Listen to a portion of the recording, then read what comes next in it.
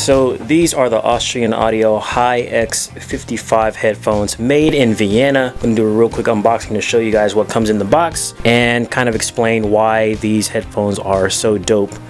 I am a really big fan of unique packaging, and I've never seen something like this before. Maybe it's like a European thing, I have no idea. But I really like this packaging. It seems like kind of fancy. It's this little Velcro-ish thing that you basically open that up and then the box opens up. First, before we do all that, we can look on the back. So we see all the specifications from the frequency range, 5 Hz to 28 kilohertz, the sensitivity, the impedance, input power, all the technical stuff. If you want to know what these headphones really are capable of doing and the specifications of it, they will be on the back of the box. I'm not too much concerned about specs. I'm more of like a practical kind of guy when it comes to audio type stuff.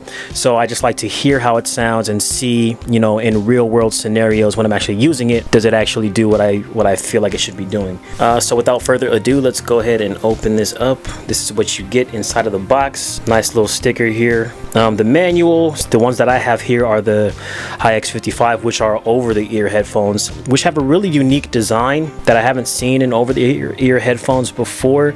And this is something that I really like about these particular headphones. You'll see once I take it out of this box. So in here is our cable. Is really long, and I actually like that it's not a coiled cable because I have some problems with the way I record. Cables kind of get in the way and I needed to kind of just push it out the way. So, and then we have the headphones itself, which it looks so good in that lighting. But if we just take this out, so these are the Austrian Audio HX55 headphones over the ear. It feels super like memory foamish. I think that's exactly what they used, or some kind of foam that, you know, bounces back into place once you put it over your ears.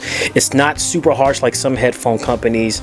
They make these headphones and then this is like you got bricks over your ears. This is very soft, and what I like about this design, what I was talking about, is the ears. You see how deep that goes? Look how deep that is.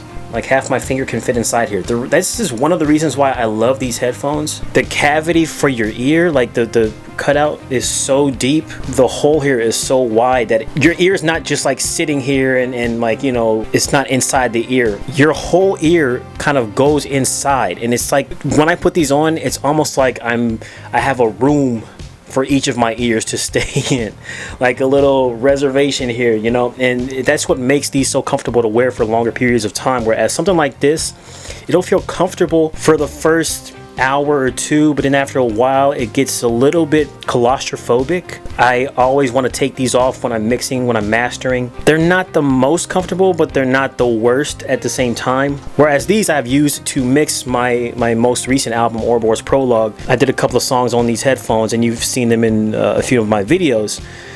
And I was able to wear these for such long time because of all the space inside. It's not uncomfortable to wear for longer periods of time. There's a video, maybe I've shown it, I'll put a link in here, or like a clip, where these are very durable. But what happens with headphones? Usually not treated very nicely.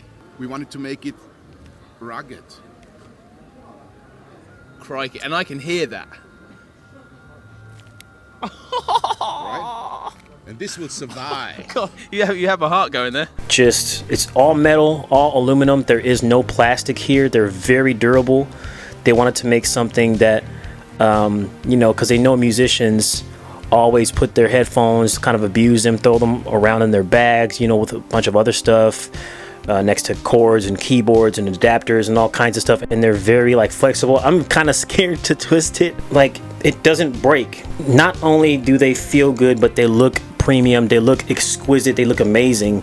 That's also why I like them, even though like the headphone design, like the look of the headphones doesn't matter as much, because we are in this for audio. We want to know, can this do what I need it to do? Can I achieve what sound I'm trying to get with the headphones? I don't care if they look good or not. However, I am very much an aesthetic person, a visually pleasing person, and I like to buy products that look amazing as well. So something like these, you know, it looks premium. People are definitely going to ask you like, what are you wearing? You feel really professional with these on, so it gives you like a little boost of confidence. For comparison's sake, here are the Audio Technica M50X average closed back headphones. Studio quality, they are great sound for a very affordable price.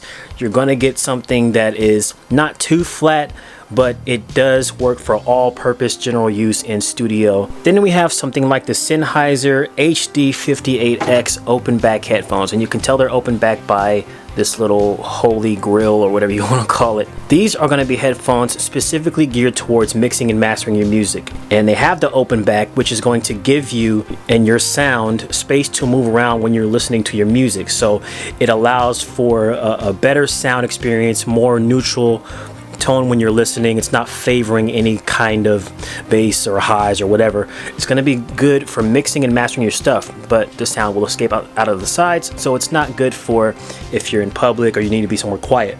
And then we have what I think is a happy medium between the two, the Austrian Audio HiX55 headphones, which I think are my go-to as far as mixing and mastering goes, because not only are you getting a really neutral, flat sound, which is something that you want when you're mixing and mastering your records. Again, you don't want something like the Beats by Dre, which are gonna favor those basses and like give you something really punchy right out of the box. You want something that's gonna be a little bit more flat so that you can color your tone, your beat, your sound, your songs the way that you want.